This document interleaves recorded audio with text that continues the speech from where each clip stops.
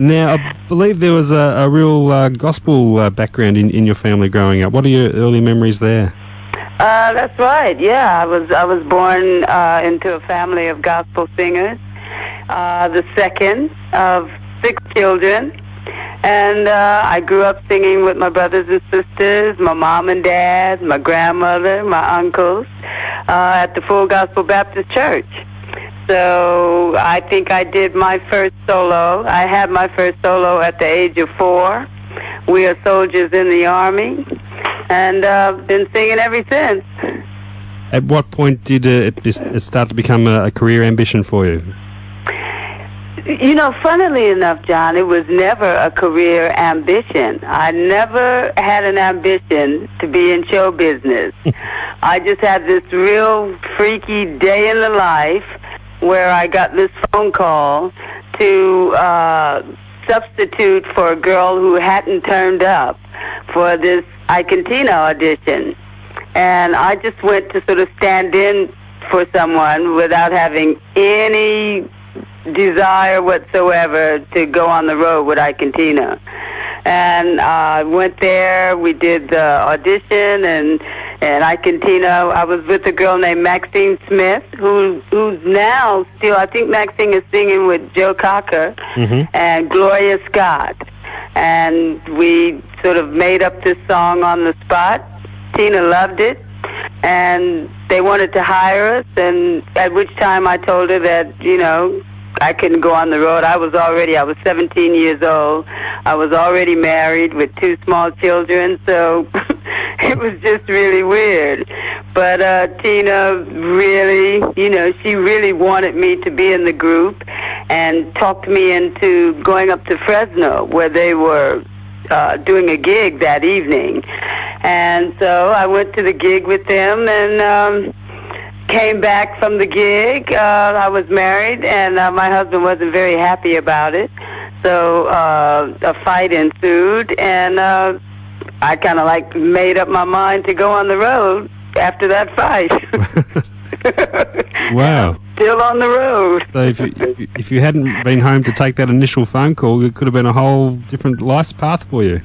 That's right. Wow. And funnily enough, it was like, because my marriage wasn't working out. I was like a young girl. I got married when I was very young. I got pregnant at an early age, and it was like shotgun wedding time, and it wasn't working.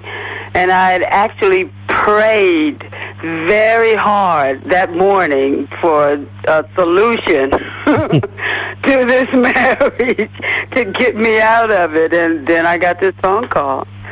So life is very mysterious. Absolutely. So what was it like? What was life like on the road with Ike and Tina? Did you witness signs of problems within their relationship while you were there? Well, sure, of course you did. Yeah. You know, you're a family. You're on the road, you're a family, and they were a family within a family. So, you know, it's not really easy at the best of times for husbands and wives to work together and spend every sort of waking moment together. So they had their domestic problems. And so, yeah, we witnessed it. But aside from all that, you know, it was a great review. You know, Ike was a great band leader.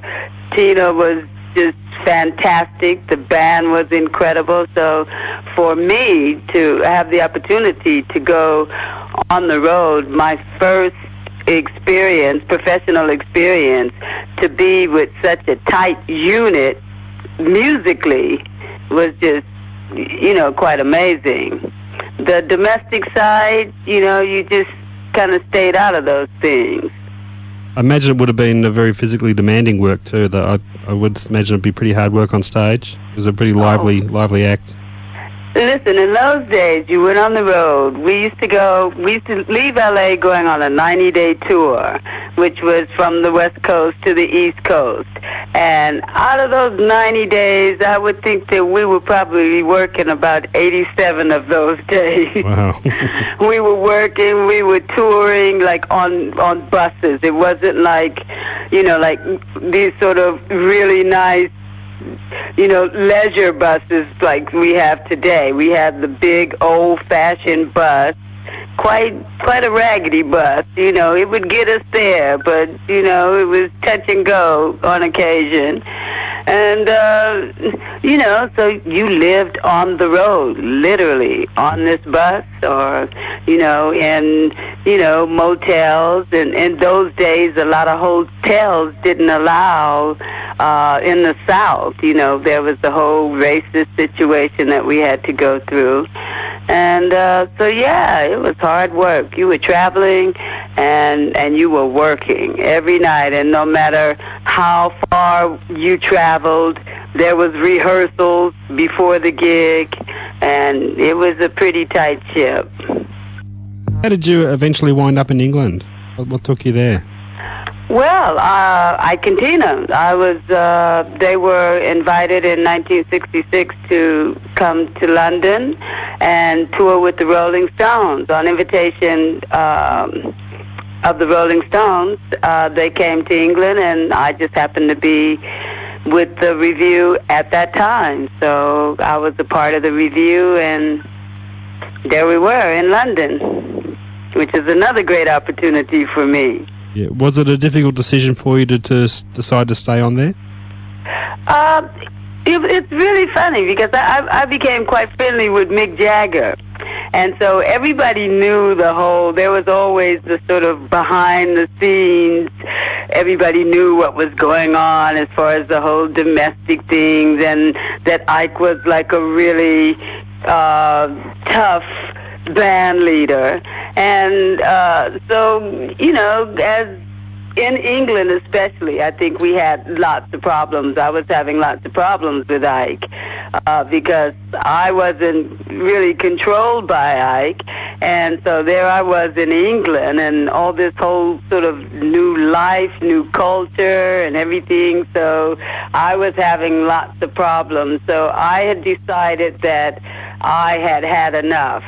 I had been on the road with them for about 2 years, and I was planning to leave the review when I got back to the States, and I happened to mention that to Mick, and next thing I know, Mick invited me to have lunch one afternoon, walk through Regent's Park, and he told me that his manager, Andrew Oldham, was interested in signing me up as a solo artist for his new label. He had one of the first independent labels in England, which was Immediate, and so they made me the offer, and I thought about it, and you know, once again, I was at a crossroads where I hadn't expected it to happen, and I just thought, why not? Yeah. So I accepted their invitation. I spoke recently to Ian McLagan of the Small Faces, who are also with Immediate. He doesn't have fond memories of the label. How was your relationship with Immediate Records? Well, you know, well, nobody has fond memories of Immediate now because of all the exploitation that took place. You know, but I kind of think that when things were actually happening, that we were all having a pretty good time. Well, you know, we thought everything was okay. It was quite an exciting young label. I think Andrew, the whole concept of Immediate was to kind of like have a Motown type vibe where all the artists interacted with one another, but were solo in their own right, you know, but creatively wrote and just sort of collaborated together. Yeah. So I think when it was good, it was good, and when it went bad, it went real bad. You know. Was it a scary or daunting feeling for you going from being a backup singer to a recording artist in your own right? Such a big step. Totally, yeah. Totally, because I was very, very shy. You know, coming from even being on the road with Cantina, to me, all that was very, very new. Even though I was like married at a very young age, and I sort of knew about that side of life, I didn't really know about life, you know, especially the entertainment world and all of that, and I was 2 years previously to all of that, I was just a quiet little Christian girl going to church and singing in the choir, teaching Sunday school. So I was quite shy. Tina had worked very hard to bring me out of that shyness. I mean, there was no room for being shy as an ICAD. So she had helped me. I felt quite strong within the group. But then suddenly I was on my own. I was in another country. And I was quite shy. So, yeah, it took me a while to get used to being suddenly up front. But then, of course, I had a lot of experience in church because I was always the lead singer in the junior choir. So that helped. What was the procedure in choosing songs for you to record? Did you have much of a say in that, or was that all decided for you? Well, Andrew really had a vision for me. So basically everything was in Andrew's hands. As I had not ever planned to have a solo career of my own, I hadn't really sort of taken the time to sort of think, I was really into Motown. I was into Motown. I was into R&B, into Stax, into Aretha and Mavis. All my influences, all my gospel influences. Andrew was, he was quite a visionary, and he took all of that. And there I was in England, and so I was recorded like as a soul singer, but with whole English productions and English backup. So I just kind of let him direct me, which he did, and he kind of got the ball rolling that way, recording-wise. And all the songs he had, the whole setup, immediate was set up where they had lots of writers. So he had the song by Cat Stevens, and he was very in tune with the whole American scene, Chip Taylor and those writers, and he was very much into the Beach Boys and the Mamas and Papas, and he loved Phil Spector. So he just kind of took all of those elements in, and I think kind of did a River Deep, Mountain High sort of fusion like Phil did with Tina. I think that was his initial objective, to kind of fuse all my roots with this whole British production behind me. During this time, you were able to tour with some of the great all-time British bands of that era. Any special memories there, and who were some of the most exciting bands to tour with? All of them. The time was just like happening. I mean, Jimi Hendrix, I lived right around the corner from Jimmy. So we had both come to England at about the same time. We both had our first. He had Hey Joe, and First Cut was released around the same time. So we all knew each other. We knew each other from doing the same television shows. And in those days, used to go on these tours where there would be about at least four acts on a tour. So we go out and we do these gigs, tours, and also gigs, where, there I was, playing alongside Jimi Hendrix, The Who, The Kinks, Cream, whoever was happening at that time. David Bowie, we used to do, it was like the time of the first color TV shows in Europe, so there was a lot of touring all around Europe, doing these amazing shows, all the Beat Club, and just television all across England, and working with all these guys. And I had, even though there were lots of girl artists, somehow I was put in the whole sort of hardcore kind of rock and roll scene. So even though I was recording very sort of sweet songs like First Cut is the Deepest and Angel of the Morning, my actual live show was a very hardcore R&B soul show.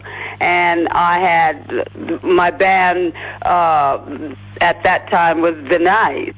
So once again, we had that whole fusion, that whole sort of English rock and roll fusion with the R&B and the soul, which was, pretty exciting. Oh, absolutely.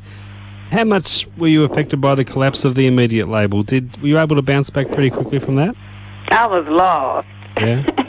I was absolutely lost, once again back in the hands of the gods and the universe, not knowing where I was going, and just kind of just a bit lost. And then I started meeting people. I met a guy named James Morris who introduced me to Barry Gibb. And I had recorded To Love Somebody I think it was on the Kafunta album. So Barry, it was nice to get a chance to meet Barry, and Barry was really into my voice and my sound, and he was really into producing me. So that's kind of how the whole second phase came together. Barry and I started collaborating together. He started writing songs for me, and we started recording, and we were kind of on the way to doing a really great album. So through Barry, I met Robert Stigwood, and I joined the Robert Stigwood organization. And then one evening, there was a dinner party at Barry's house, and Barry and I performed, and Ahmet Ertegun happened to be at the dinner party. So Ahmet sort of signed me to Atlantic, and I was signed to Polydor through the Robert Stigwood organization in London. But unfortunately, there was a lot of politics going on at that time between the Bee Gees, and that was when they had their first split. So that kind of, came in between the work that Barry and I was doing. So from there, I went into the theater. I took a break from rock and roll, and Jack Good, who was the producer of the rock and roll shindig show in America in the mid-'60s. Mm-hmm. Jack was in London, and Jack was doing a rock version of Othello. And so that was my next projection. And I played Bianca. They sort of beefed up to the Bianca role in Othello. And suddenly I was on the stage doing musicals. So found the change from being a rock and roll artist to stage performer pretty easy, pretty smooth transition there? Yeah, it was okay. The thing was, I've got this funny relationship with the theater. I like working in the theater, but the best part of it that I like being a part of, like, innovative. Most of the stage musicals that I've done have been like sort of very innovative, progressive shows.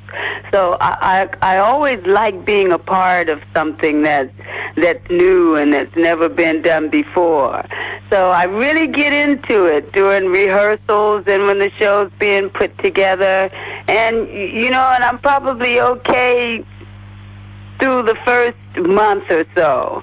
And then I start getting bored, because it's just back to that whole thing of being a real sort of soul singer where the whole music is about improvising, and performing the moment. Whereas in the theater, everything is very technical and very strict, and it has to be a set way.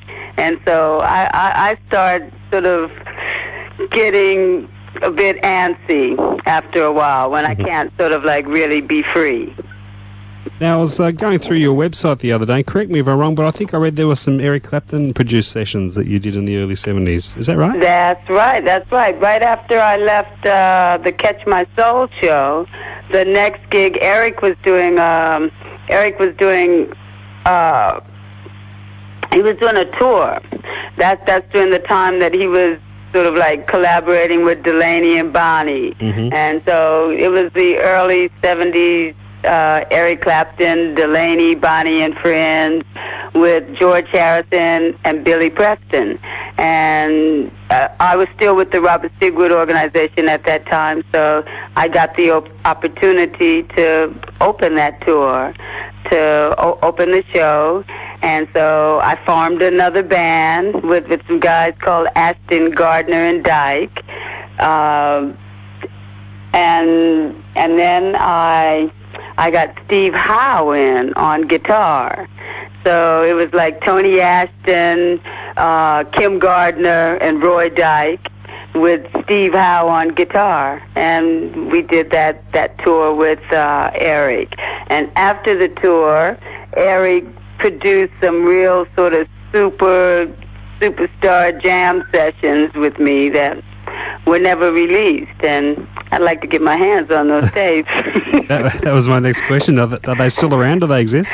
Well, I'm checking that out as we speak. Oh, I hope you find them. They would be fantastic to hear. Yeah, I'd like to hear them too. You know, it's like in those days there were so many things going on, and I was just sort of like being sort of like moved from like one sort of production situation to the other, and I didn't really know about having control. I was learning about the music business as I went along.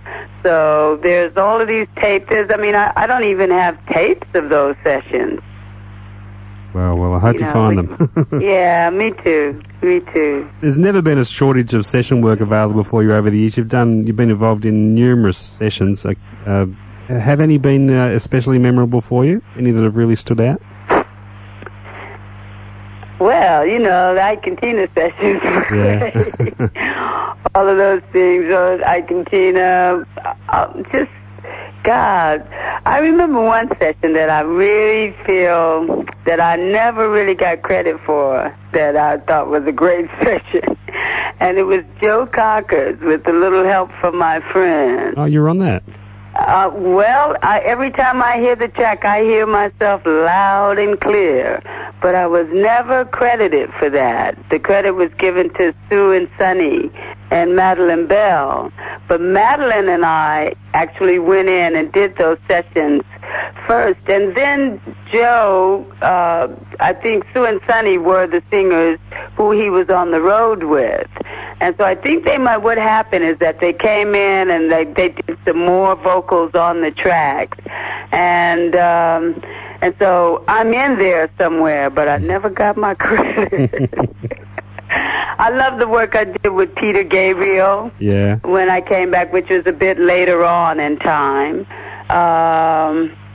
There was just so many. The Nick Drake sessions, the many sessions that I did with Doris Troy and Madeline Bell. There were so many. I'm still... people, I meet people all the time, and they remind me of the work that I've done, the session work. It's just been so much. All the Humble Pie sessions, the Small Faces sessions, yeah. Of course. Those were the greatest. There's just so many. There's just so many. Felix and I are putting together, on the website. You've actually been in the site? Yes, I have, yeah. Well, it's all there's a lot of changes going on in there, so it's going to be like all updated within the next 10 days. So go back in there again. I will. And it'll be a little bit more complete. A lot of it was put together while I was on tour this summer with Roger. And so it's all being all changed and updated, so it'll be a bit better. And still, it's only the beginning. So, yeah, but Felix is like, I don't know where he just finds information from everywhere. He's constantly sort of like finding new information and showing me knew things that I didn't even know about myself. You know, so it's quite funny. I read that you felt a bit disillusioned with the English music scene during the 70s. Was that a catalyst in your returning to the States? Well, okay, after those super sessions with Eric, and then during those sessions, I met a guy named Fuzzy Samuels, who was the bass player with Crosby, Stills, and Nash at that time. Mm-hmm. And so Fuzzy and I got together, and we had a lot in common, really, as far as being like very R&B, blues, soul based. Fuzzy more blues than I don't know. It's really funny because see, the blues has always been in me, even though I've only just started really performing blues per se. Back in the 60s, it was more like I was doing the more Motown. Well, I shouldn't say that really, because R&B, I mean, all Aretha, everything, it's all the blues to me. It's all the blues and the gospel. But anyway, we felt that we had a lot in common with our influences and our rock fusions and everything. And Fuzzy had also worked with Jimi Hendrix, so he knew Jimmy, and it was nice. We met, and so we decided to form a band called Axis, which we did as a tribute to Jimmy. And we were signed to EMI. Some more tapes I'm trying to get my hands on. You know, so we did these tapes. We actually got the deal from the songs that we recorded. But during the time that we had recorded, we were recording the tracks, and it was time for the tracks to be released. Well, the whole music scene had changed, and there was suddenly the whole punk era was dawning. So EMI decided they wanted to scrap those tracks that I did with Fuzzy, which I really believed in at the time, and they had this whole concept of turning me into a punk artist, which, you know, I just couldn't see that. It wasn't, you know, it just wasn't me. And I don't know, sometimes I look back on it and I wonder if it might have been one of those sort of new kind of progressive things that I should have checked out or something. But at the time I wasn't really into it, and Fuzzy and I decided to go back to the States, because I had never like sort of recorded or really been projected in America through that whole time that I had been in England, which was about 10 years after I had first gone to England. And there was a lot of things happening that we were like really into. You know, Stevie Wonder had left Motown, and he was doing the whole Where I'm Coming From. Everybody was into fusing. Earth, Wind and Fire were fusing the R&B and the rock and the, you know, Afro-Caribbean rhythms, and Fuzzy being from the West Indies. So we had all that kind of vibe happening in Axis, which was really more sort of rock-orientated, you know, Sly Stone and all the Funkadelic and all of that stuff, and we were really into that stuff. But the concept of the Axis band was more closely, it was kind of like Rufus. Had Axis really sort of had the right managerial backing and support system behind it, it would have like it was like an early Rufus, you know, with me sort of like being the lead singer with all these, you know, like amazing musicians, you know, fusion musicians playing behind me. But, you know, wasn't to be. But hopefully, you know, those tracks will be released soon. There's more tapes you got to track down. There's a lot of stuff. A lot of people think, you know, where has she been and what has she been doing? Well, I've always been like totally productive, but productive and creating musically. But, you know, this is the music business, and it's very important to have real good management and, the right label behind you. And, times change, things change, and, life changes. Being a woman is not always easy being in the industry. And I had children and, had to deal with quite a few tragedies and things. In the mid-'70s, I lost my daughter after going back to America to do this whole thing in America. I lost my daughter in a car accident, so that kind of put a halt to that whole period. Another field that you have had a great deal of success in also in times is the advertising jingles. Oh, yeah. Yeah, how did you get into that? And did you find it different working for reporting for a client rather than recording for a mass audience as such? Well, it's really funny.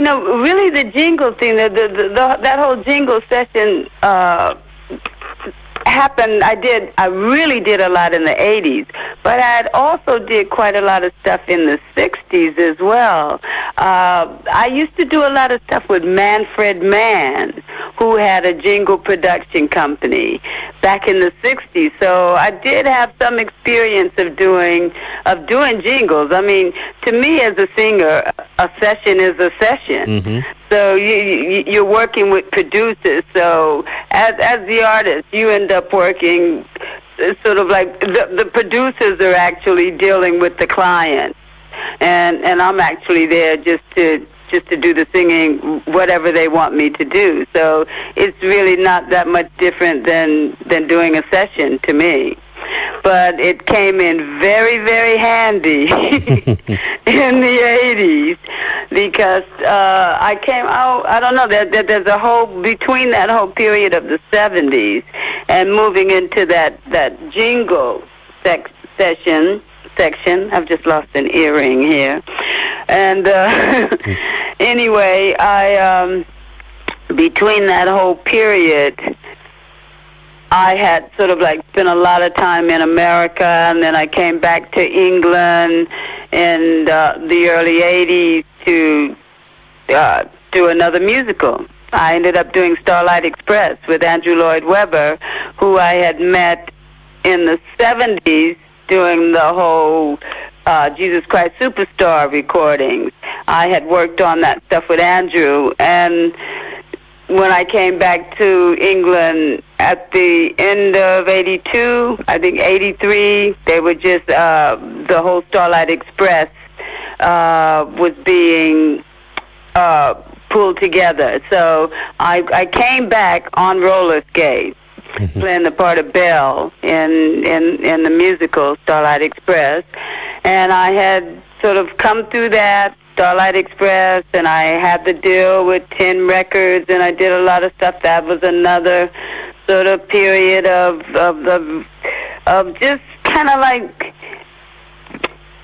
still being a bit lost, still having the credibility and being signed by labels, but nobody being quite sure what to do with me or who to put me with production-wise, because things once again were changing quite a lot in England. There was suddenly there was like a whole Black Britain music scene. So whereas before I had been considered just a pop artist, a pop singer, there was now this whole thing of she's a black singer, so she's got to be put on in the Black Britain scene. And so I was sort of like confined to like there was this whole sound that was happening, and so that whole sort of rock side of me that was like very much, I was already very much fused into, was sort of overlooked, that whole audience that I had. And I was put in this whole other situation, working with a very nice guy, Dexter Wanzel, working with from Life on Mars, the Philadelphia, real famous Philadelphia producer. That was the good part. Dexter and I did some great stuff together, but I think it was still too fusion orientated, and they didn't know what to do with it. They actually released one track A Little Smile. A Little Smile and, oh God, what was the other track? A Little Pain. Mm-hmm. No, A Little Pain and Smile.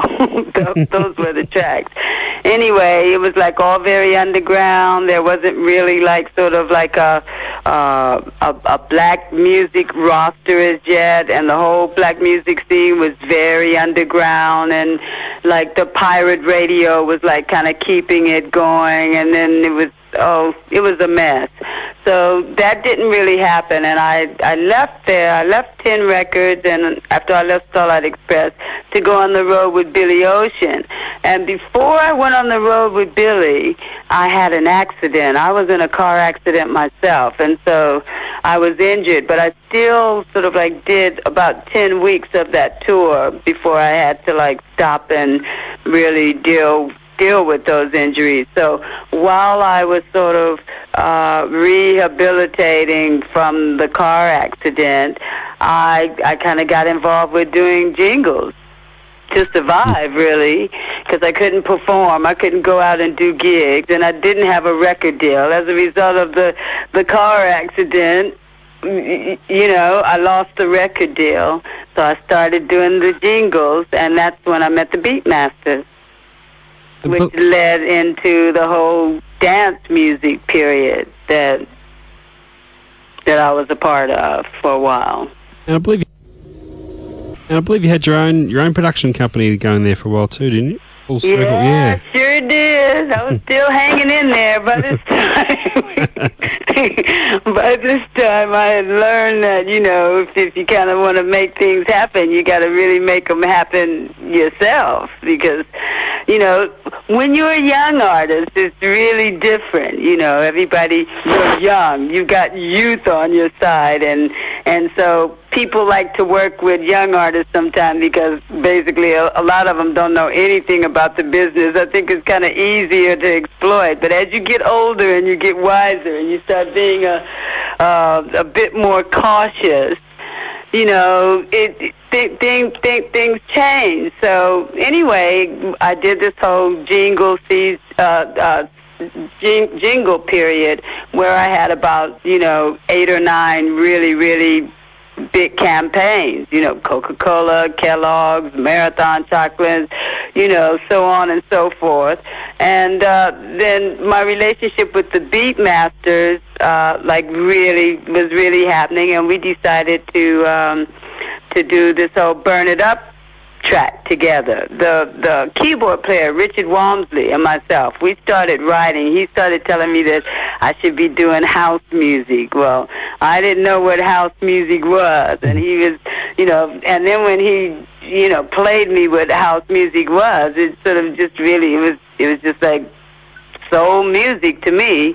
You know, it's just like this sort of disco, that sort of really hardcore 70s kind of gospel kind of vibe disco that was happening. So, you know, that was cool. It had a nice little funky vibe happening to it.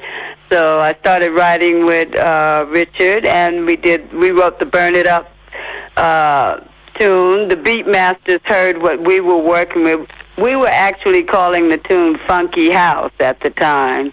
And then they heard the track, and they invited me to do the track together with them as a whole production situation.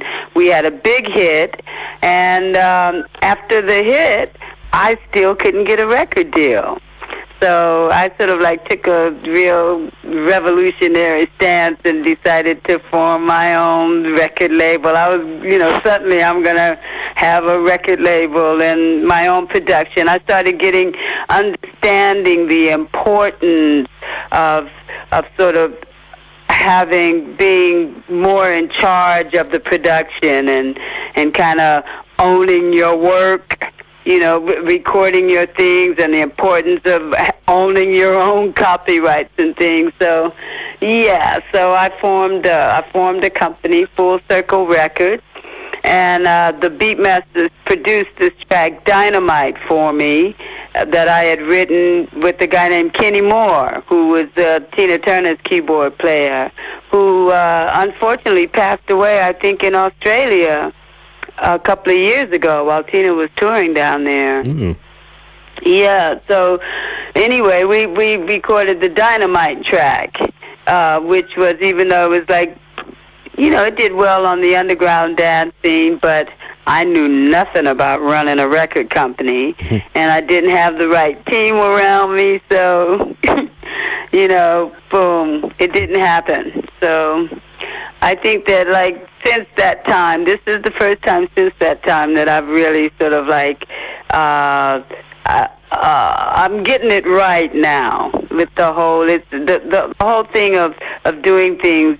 It's about being part of a team and being with the right team, and I feel if you don't have the right team around you, it just, you know, no matter what you do, no matter how hard you try, it just doesn't work. Absolutely. Well, you can apply that to any occupation, really, couldn't you? That's right. Yeah. That's right. Your career has gone through so many phases. I mean, your gospel roots, the British time, the dance music thing. Is there a certain type of record that you haven't done yet that you'd really like to tackle? Well, I'm really excited about what I'm doing at the moment. Mm-hmm. I've been, you know, what I'm doing at the moment is, once again, just sort of like bringing together all that's me, and a great team of a good production team, really good musicians that are very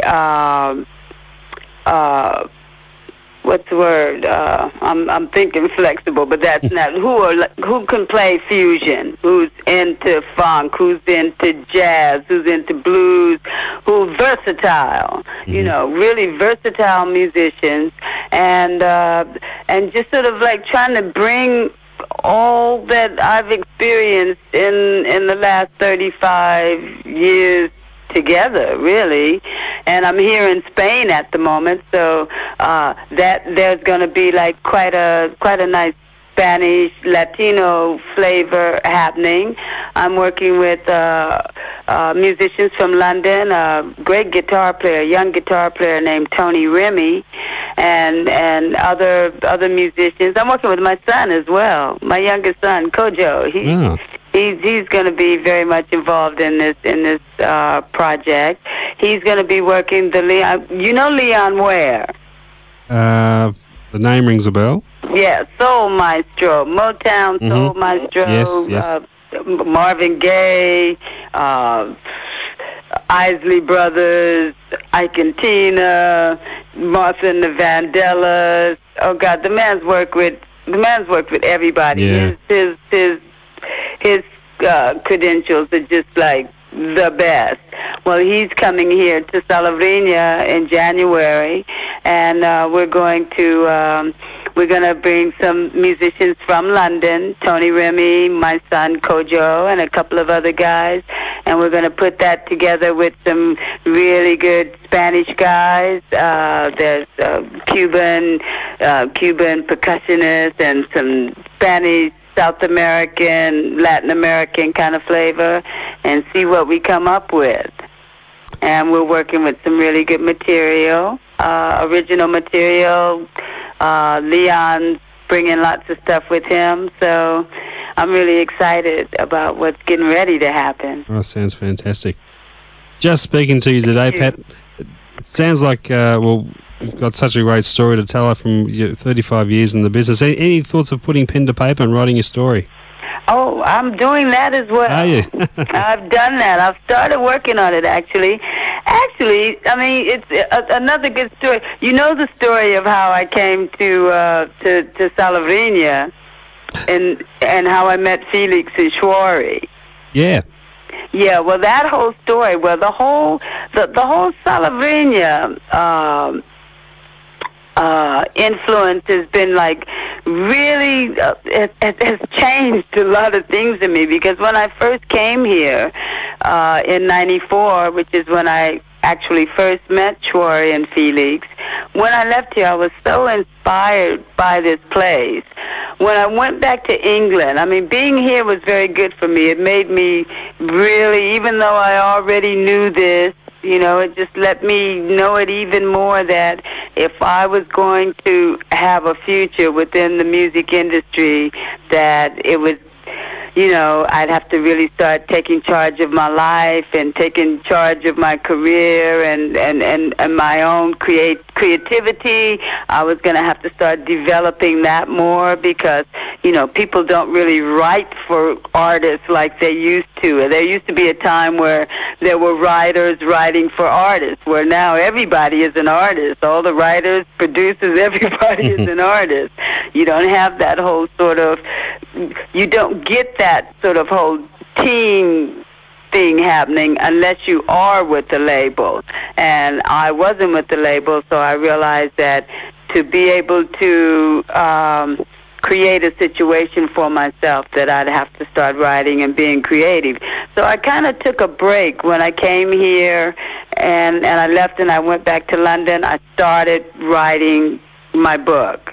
I thought, well, I'm going to have to really sort of to kind of let go of the past and move into the future. I needed to really assimilate everything that happened, and I felt that writing a book would help me do that. Okay. So I started writing it then, and as soon as I started writing the book, and I started writing about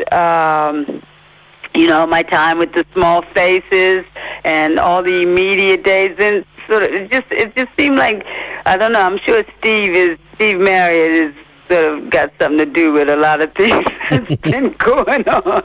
All these things started happening. Suddenly I started getting phone calls, and people were suddenly really sort of finally recognizing how important the Small Faces were, as a part of rock and roll history in England, because, it was as if they had been forgotten.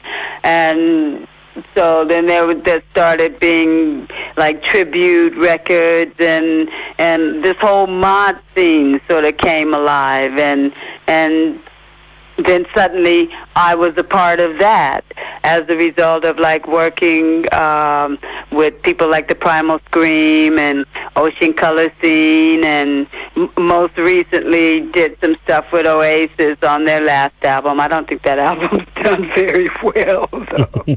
I'm sure it's not as well as I would have hoped. No.